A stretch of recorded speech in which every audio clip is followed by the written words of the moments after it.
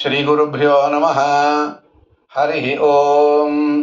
ఓం సదాశివసమారంభాం శంకరాచార్యమధ్యమాం అస్మదాచార్యపర్యంతాం వందే గురుపరంపరాం.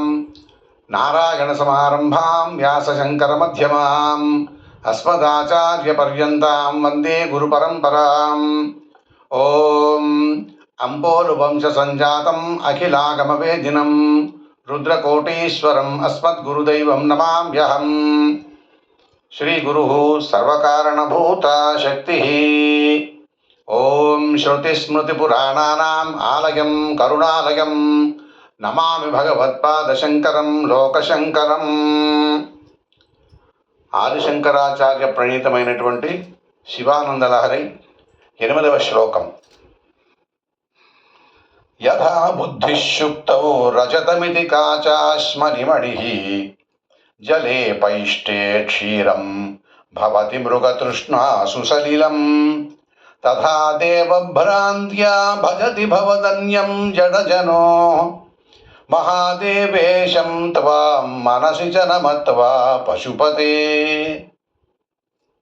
ఇక్కడ స్వామి మనం భ్రాంతి చెందే ఒక సందర్భాన్ని గురించి చెప్తున్నారు.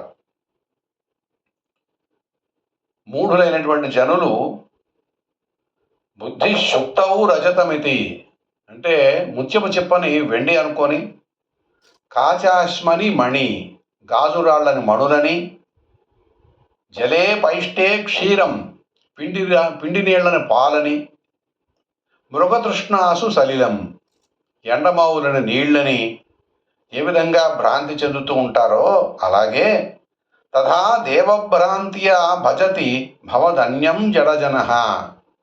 దేవుళ్ళనేటువంటి భ్రాంతితో భవదన్యం నిన్నుగాక ఇతరులను ఆశ్రయిస్తూ ఉంటారు.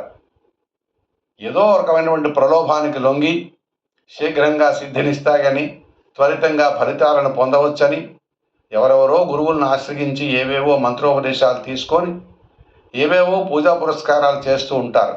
కానీ వాటి వల్ల ఫలితం ఎంత అంటే చెప్పలేం. మహాదేవేశం త్వాం మనసి చ నమత్వా పశుపతే. మహాదేవుడు అయినటువంటి నిన్ను మనసులో గణించకుండా ఇటువంటి ప్రయత్నాలు చేసినందువల్ల ఏమి ఫలితం అని చెప్పి స్వామి అంటున్నారు. దీనికి లోకంలో అందుకే ఒక నానుడి ఉంది.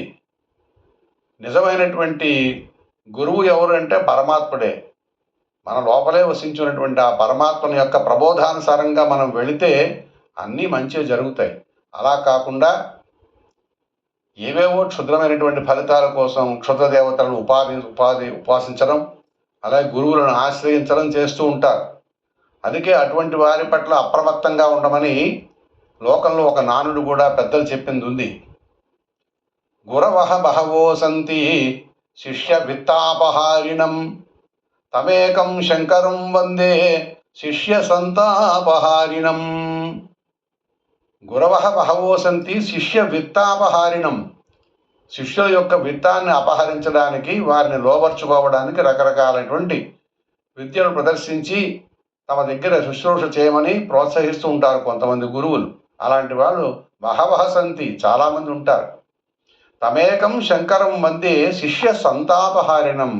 అందుచేత శంకరాచార్యులు వారి లాంటి ఆచార్యులు అలా కాదు. అందుకనే ఆయన మన హెచ్చరిక చేస్తున్నారు, అలాంటి గురువుల పాల పడకండి అని చెప్తున్నారు. మీరు ఎటువంటి వారయ్యా శంకరాచార్య స్వామి వారంటే శిష్య సంతాపహారిణం, శిష్యుల యొక్క సంతాపదని హరించేటువంటి గురువులు మీరు అని పెద్దలు చెప్పేటువంటి మాట. అందుచేత ఆయన మనకి ఇక్కడ చేస్తున్న ప్రబోధం ఏంటంటో, మనం ఏవో అల్పమైన ఫలితాల కోసం అన్యులను ఆశ్రయించడం మంచిది కాదు అని చెప్తున్నారు. ఇది ఒక భావం. నాకు తోచిన మరొక భావం ఏమిటంటే, ఆ రోజుల్లో అసంఖ్యాకంగా ఆవిర్భవించినటువంటి అవైదిక మతాలను ఎన్నింటినో ఆయన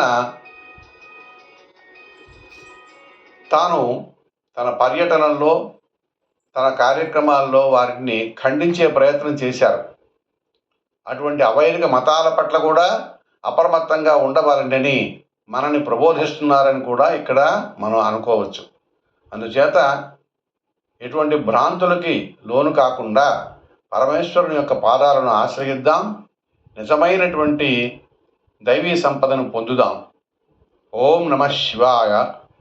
సర్వం శ్రీ చంద్రశేఖర చరణారవిందార్పణమస్తు. స్వస్తి.